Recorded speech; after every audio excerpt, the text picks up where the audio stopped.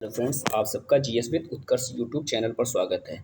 Channel पर पहली बार आए हैं तो चैनल को सब्सक्राइब कर लीजिए। आज के वीडियो में हम लोग सिंधु घाटी सभ्यता से संबंधित जो भी क्वेश्चन बचे हैं उनको हल करेंगे। चलिए वीडियो को स्टार्ट करते हैं। आज का पहला क्वेश्चन देखते हैं। पहला क्वेश्चन दिया गया है, कथन ए, मोहनजोदड़ो तथा हड़प्पा नगर अब विलुप्त हो गए हैं। तो ये क्या है, मोहनजोदड़ो और हड़प्पन नगर जो है ये क्या है, वर्तमान में विलुप्त हो चुके हैं। ये खंडहर के रूप में अवस्थित हैं। तो विकल्प ए जो कथन दिया गया है सही है।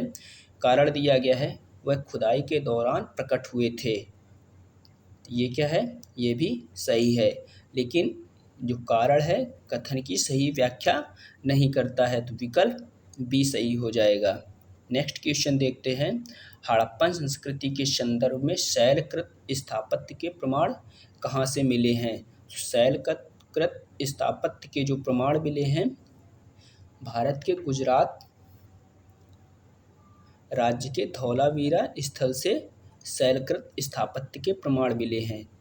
यहाँ से धौलावीरा से शैलकृत जलकुंड की प्राप्ति हुई है, जो इसका एक प्रमुख उदाहरण है। नेक्स्ट क्वेश्चन देखते हैं। हड़प्पा का जो शहर है धौलावीरा जिस राज्य में स्थित है वह है। तो धौलावीरा की जो अवस्थिति है भारत के गुजरात राज्य में देखने को मिलती है। तो विकल्प ए सही हो जाएगा। नेक्स्ट क्वेश्चन देखते हैं। कौन सा हड़प्पी नगर 3 भागों में विभक्त था। तो भारत का जो धौलावीरा नगर है वह 3 भागों में विभक्त था।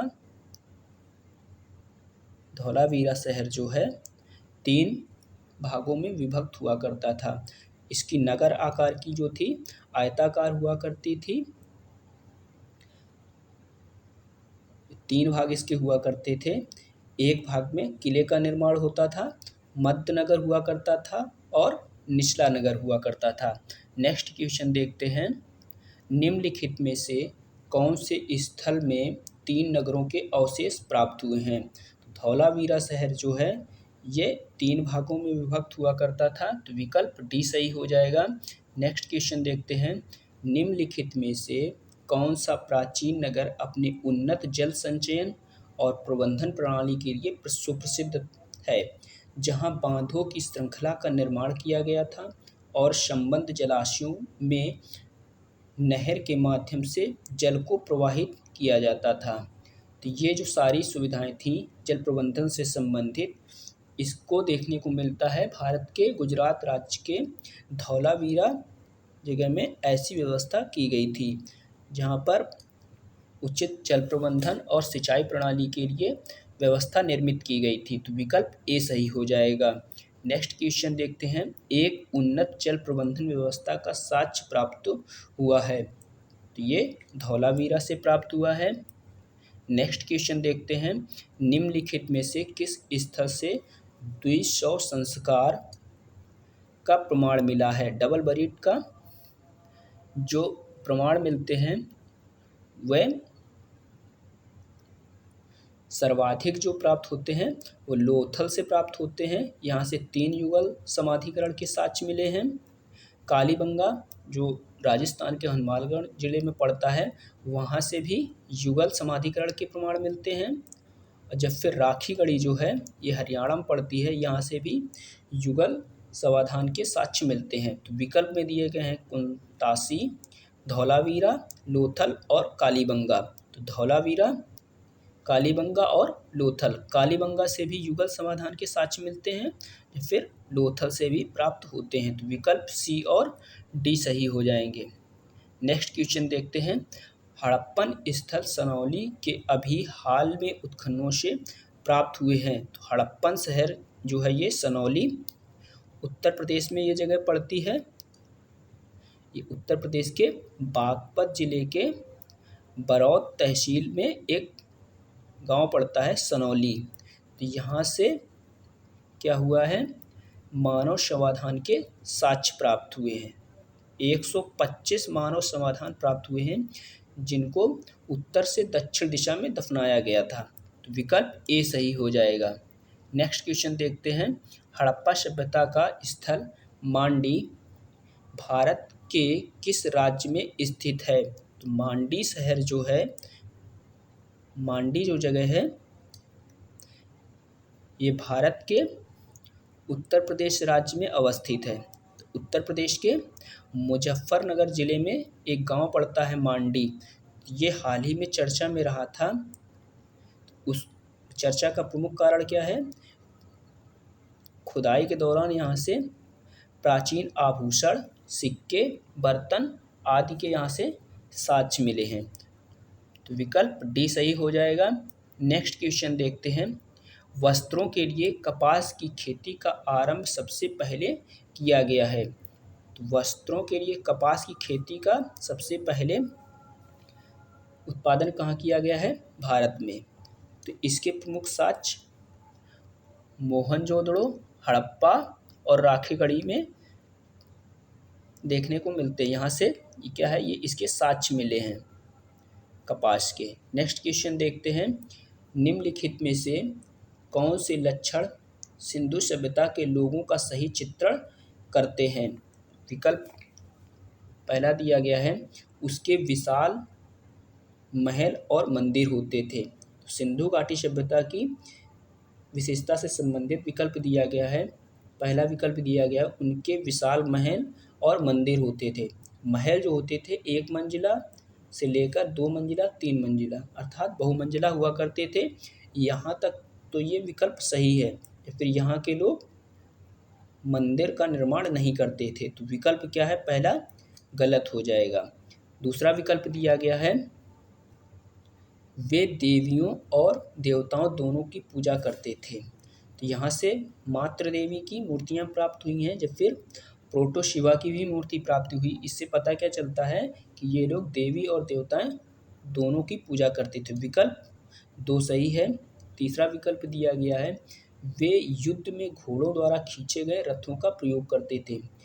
सिंधु घाटी सभ्यता के जो लोग थे ये घोड़े द्वारा खींचे जाने वाले रथों का उपयोग नहीं करते थे। जब फिर ये प्रमुख विशेषता होती थी आर्य लोगों की, जो आरेदार तीली जो हुआ करती थी पहिए, उसका उपयोग आर्य लोग किया करते थे। तो विकल्प तीसरा क्या है?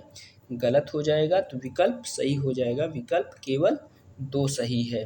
नेक्स्ट क्वेश्चन देखते हैं। Question number 75। सिंधु घाटी सभ्यता के संदर्भ में निम्नलिखित कथनों पर विचार कीजिए। पहला विकल्प दिया गया है, यह प्रमुखतः लौकिक सभ्यता थी तथा उसमें धार्मिक तत्व यद्यपि उपस्थित था, वर्चस्वशाली नहीं था। सिंधु घाटी सभ्यता के लोग जो थे इनकी जो सभ्यता थी लौकिक सभ्यता थी। जब फिर यहाँ पर धर्म उपस्थित तो था लेकिन वर्चस्वशाली नहीं था। तो विकल्प ए सही हो जाएगा। दूसरा विकल्प दिया गया है, उस काल में भारत में कपास से वस्त्र बनाए जाते थे। तो इसके भी साक्ष्य कई जगहों से प्राप्त हुए हैं। तो विकल्प दूसरा भी सही हो जाएगा। 1 और 2 दोनों सही है। नेक्स्ट क्वेश्चन देखते हैं। Question number 76। निम्न स्थानों पर किस एक स्थान पर सिंधु घाटी सभ्यता से संबंध विख्यात वृषभ मुद्रा प्राप्त हुई है? तो वृषभ मुद्रा की प्राप्ति हुई है पाकिस्तान के मोहनजोदड़ो स्थल से। यहाँ से क्या है? वृषभ मुद्रा की प्राप्ति हुई है। नेक्स्ट क्वेश्चन देखते हैं। निम्नलिखित में से किस पशु का अंकन हड़प्पा संस्कृति की मोहरों पर नहीं मिलता है? तो मोहरें जो उसकी हुआ करती थी उस पर अंकित जो प्रमुख पशु हुआ करते थे उसमें घोड़े का अंकन नहीं मिलता है। तो विकल्प सही हो जाएगा। जैसे फिर बैल, हाथी और भेड़ का ये मोहरों पर अंकन इनका देखने को मिलता है। तो विकल्प सी सही हो जाएगा। नेक्स्ट क्वेश्चन देखते हैं। किस पशु के अवशेष सिंधु घाटी सभ्यता में प्राप्त नहीं हुए हैं? शेर जो है इसके अवशेष अभी तक सिंधु घाटी सभ्यता से प्राप्त नहीं हुए हैं। या फिर इससे पहले क्वेश्चन में पूछा गया था कि किस मोहरों पर किस जानवर के अवशेष नहीं प्राप्त होते हैं, तो उसमें क्या था? घोड़ा। लेकिन सिंधु घाटी सभ्यता से घोड़ा के अगर साक्ष्य तो मिले हैं लेकिन इसका मोहरों पर अंकन नहीं है। तो विकल्प में ए सही हो जाएगा, शेर। इसके अवशेष भी सिंधु घाटी सभ्यता से प्राप्त नहीं हुए हैं। नेक्स्ट क्वेश्चन देखते हैं, मृणपट्टिका पर उत्कीर्ण सींग युक्त देवता की कृति प्राप्त हुई है। इसकी जो प्राप्ति हुई है मोहनजोदड़ो से, वहाँ से प्राप्ति हुई है। साथ ही साथ राजस्थान के कालीबंगा से 2 सींगों वाले जानवर की यहाँ से अवशेष प्राप्त हुए हैं, यहाँ से कालीबंगा से। तो विकल्प बी सही हो जाएगा।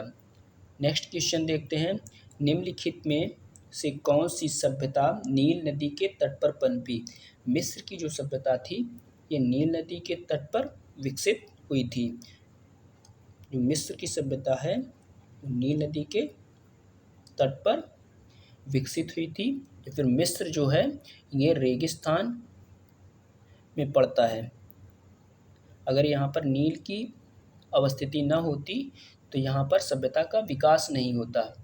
नेक्स्ट क्वेश्चन देखते हैं, निम्नलिखित सभ्यताओं का उत्तर से दक्षिण का सही क्रम कौन सा है। तो उत्तर से दक्षिण का सही क्रम बताना है। तो सबसे उत्तर में अवस्थित थी एज़टेक संस्कृति। ये जो सभ्यता थी ये मध्य अमेरिका के मैक्सिको से लेकर पनामा तक इसकी अवस्थिति देखने को मिलती है। उसके दक्षिण में थी माया संस्कृति, ये भी मध्य अमेरिका में देखने को इसकी संस्कृति देखने को मिलती है सभ्यता। मुइस्का सभ्यता जो थी इसका माया संस्कृति या सभ्यता से दक्षिण में इसका विस्तार था। मुइस्का जो थी इसका विस्तार जो था कोलंबिया राष्ट्र के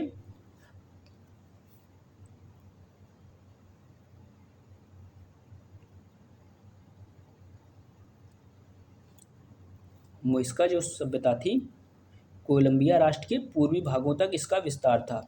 इंका सभ्यता जो थी इसका जो विस्तार था दक्षिणी अमेरिका के पश्चिमी भाग में जो अवस्थित है क्वीटो से लेकर दक्षिण में सेंटियागो तक इसकी अवस्थिति देखने को मिलती थी। तो विकल्प क्या है, विकल्प डी सही हो जाएगा, जिनका उत्तर से दक्षिण क्रम सही सुमेलित है। नेक्स्ट क्वेश्चन देखते हैं, नेक्स्ट क्वेश्चन देखते हैं और इस वीडियो का अंतिम क्वेश्चन दिया गया है, लेखन कला की उचित प्रणाली विकसित करने वाली सर्वप्रथम प्राचीन सभ्यता थी। तो सबसे पहले लिपि का निर्माण करने वाली जो सभ्यता थी वो सुमेरियन सभ्यता थी।